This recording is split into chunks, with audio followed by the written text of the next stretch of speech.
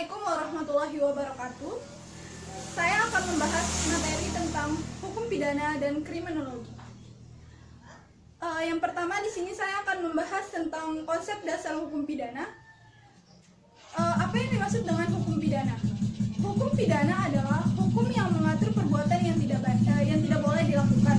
Contohnya kejahatan, kekerasan, pelecehan seksual, dan perzinahan dan lain-lain.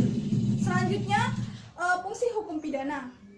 Fungsi hukum pidana ada dua, secara umum dan secara khusus. Secara umum, hukum pidana mengatur hidup masyarakat sebagai social control dan engineering. Selanjutnya, secara khusus, fungsi hukum pidana melindungi kepentingan masyarakat. Fungsi hukum pidana. Sifat hukum pidana. Sifat hukum pidana itu bersifat publik atau umum, yang mengatur warga negara untuk negara. Selanjutnya, jenis hukum pidana.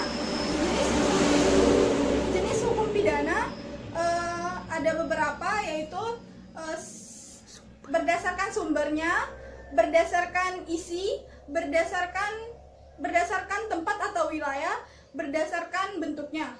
Berdasarkan sumbernya, hukum pidana terbagi menjadi dua, yaitu secara umum dan secara khusus. Berdasarkan isinya, ada dua, formil dan material. Berdasarkan tempat atau wilayahnya, terbagi menjadi nasional, internasional, dan lokal. Berdasarkan bentuk, yang tertulis dan tidak tertulis. Lembaga penegakan hukum pidana yang pertama, kejaksaan, kehakiman, avokat, lapas, kepolisian. Selanjutnya di sini saya akan membahas materi tentang konsep dasar kriminologi. Apa yang dimaksud dengan kriminologi? Kriminologi adalah penelitian sosial untuk menganalisis faktor-faktor penyebab terjadinya kekerasan, kejahatan, penyimpangan, dan pelanggaran hukum. Selanjutnya, manfaat kriminologi.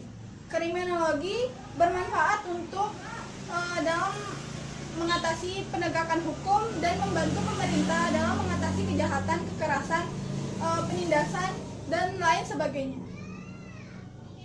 Selanjutnya, kita akan membahas tentang hubungan hukum pidana dan kriminologi. Apa sih hubungan hukum pidana dan kriminologi?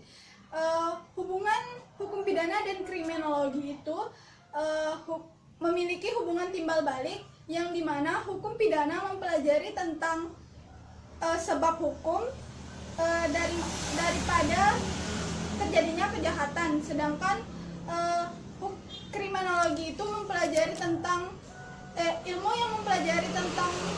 ilmu yang mempelajari tentang kejahatan. Selanjutnya kita akan membahas materi tentang asas hukum pidana. Apa sih itu asas hukum pidana? Asas hukum pidana adalah pikiran dasar yang umum sifatnya, atau merupakan latar belakang dari peraturan yang konkret pada hukum pidana tersebut. Selanjutnya, asas-asas hukum pidana di Indonesia. Asas-asas hukum pidana Indonesia itu ada 6.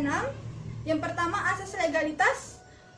Yang kedua, asas teritorial. Yang ketiga, asas sosial nasionalitas aktif. Yang keempat, sosialitas pasif. Yang kelima, bersifat asas universal. Yang keenam, asas tidak ada hukuman tanpa kesalahan. Selanjutnya, implementasi asas hukum pidana dalam pasal-pasal yang ada di KUHP. Asas hukum kepastian atau disebut juga asas legalitas. Pasal 1 ayat 1 KUH Perdata menyatakan tiada suatu perbuatan dapat dipidanakan dalam perundang-undangan yang telah ada sebelum perbuatan dilakukan. Selanjutnya saya akan membahas ajaran sebab akibat dalam hukum pidana.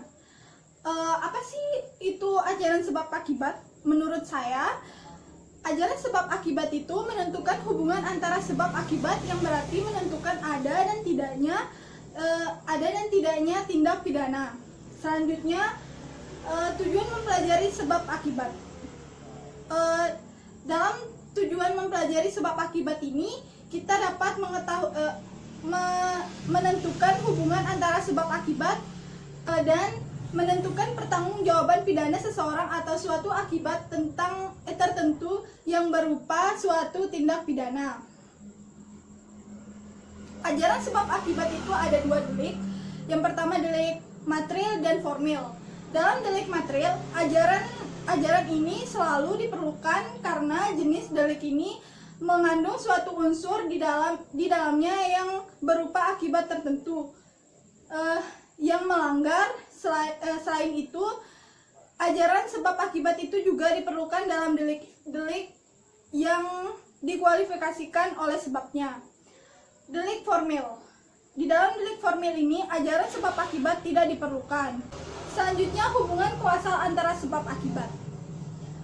Dalam hubungan kuasa antara sebab akibat ini, ajaran kuasa atau sebab akibat adalah ajaran tentang sebab akibat. Untuk delik material, sebab akibat menjadi penting berlaku ketika suatu peraturan pidana tidak berbicara tentang perbuatan atau tindak pidana yang dilakukan dengan sengaja. Namun penekanan pada hubungan antara kesalahan dan atau ketidaksengajaan dengan akibat. Selanjutnya, rumusan sebab akibat dalam KUHP. Rumusan sebab akibat dalam KUHP terdiri dari dua elemen. Yang pertama, elemen objektif dan subjektif. Dalam elemen objektif menunjukkan pada perbuatan yang dapat dihukum yang bertentangan dengan hukum positif. Sedangkan dalam elemen objektif, suatu perbuatan yang dapat dipidana karena akibat yang ditimbulkan oleh pelaku dan dapat dipertanggungjawabkan kepadanya. Selanjutnya, implementasi ajaran sebab akibat dalam praktek hukum. Dalam implementasi ajaran sebab akibat, penerapan ajaran kausalitas atau sebab akibat dalam praktek adalah lebih serasi jika selalu disesuaikan dengan perkembangan hukum yang hidup di dalam masyarakat. Selanjutnya di sini saya akan membahas tentang perbuatan pidana. Apa sih yang kita ketahui tentang perbuatan pidana? Menurut saya, tindak pidana berarti suatu tindakan yang pelakunya dapat dikenakan hukuman pidana atau perbuatan yang melanggar aturan hukum yang dapat dikenakan sanksi atau ancaman bagi para pelanggarnya. Selanjutnya, unsur-unsur perbuatan pidana. Unsur-unsur pidana ini menurut Prof. Simonis, unsur-unsur pidana ini ada perbuatan manusia baik positif ataupun negatif, berbuat atau tidak berbuat, diancam pidana, melawan hukum, dilakukan dengan kesalahan oleh orang yang tidak bertanggung jawab. Nah, jadi dari unsur-unsur ini terbagi menjadi dua unsur. Yang pertama, unsur subjektif dan objektif. Dalam unsur subjektif, dalam unsur subjektifnya yaitu orang yang mampu bertanggung jawab atau adanya kesalahan. Sedangkan dalam unsur objektifnya, perbuatan orang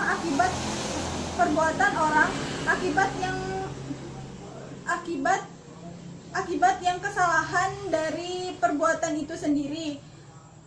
Di sini saya akan membahas tentang percobaan pidana. Pengertian percobaan dalam hukum pidana. Pada umumnya, kata percobaan berarti suatu usaha mencapai suatu tujuan yang pada akhirnya tidak atau belum tercapai. Teori-teori percobaan dalam hukum pidana. Menurut teori percobaan yang objektif, percobaan tidak mampu yang tidak dipidana hanyalah dalam hal alat atau sarana yang relatif atau tidak mampu. Sedangkan dalam teori subjektif, dari sudut pandang subjektif, baik alat yang tidak mampu secara absolut atau relatif maupun objektif tidak mampu secara absolutnya tetap mendapatkan tindak pidana karena percobaan tindak pidana. Selanjutnya, rumusan percobaan dalam KUHP. Dalam KUHP terdapat rumusan bahwa percobaan untuk melakukan tindak pidana tertentu tidak dapat dihukum, antaranya pasal 184 ayat 5 KUHP tentang percobaan perkelahian tanding antara seseorang lawan seseorang. Yang selanjutnya pasal 302 ayat 4 KUHP tentang percobaan melakukan penganiayaan ringan terhadap binatang. Selanjutnya saya akan membahas materi tentang hukuman pidana dalam KUHP. Pengertian hukuman. Hukuman adalah suatu cara untuk mengarahkan tingkah laku agar sesuai dengan tingkah laku yang berlaku secara umum. Secara umum, hukuman dalam hukum adalah berupa sanksi fisik maupun psikis untuk kesalahan atau pelanggaran yang dilakukan. Tujuan pemberian hukuman. Tujuan pemberian hukuman di sini sebagai alat pendidikan terhadap seseorang agar pelaku pelanggaran tidak mengulangi kesalahannya lagi dan menghalangi untuk melakukan tindakan pelanggaran. Dalam KUHP, hukuman atau pidana dibedakan menjadi dua, hukuman pidana pokok dan pidana tambahan yang diatur dalam pasal 10 KUHP.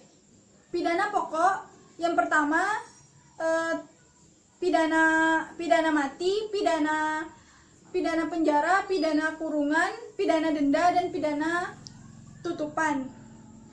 Dalam pidana tambahan, yang pertama pencabutan beberapa hak tertentu, perampasan barang tertentu, dan pengumuman putusan hakim. Mungkin hanya itu ringkasan materi dari saya. Terima kasih, dan kurang dan lebihnya saya mohon maaf. Wassalamualaikum warahmatullahi wabarakatuh.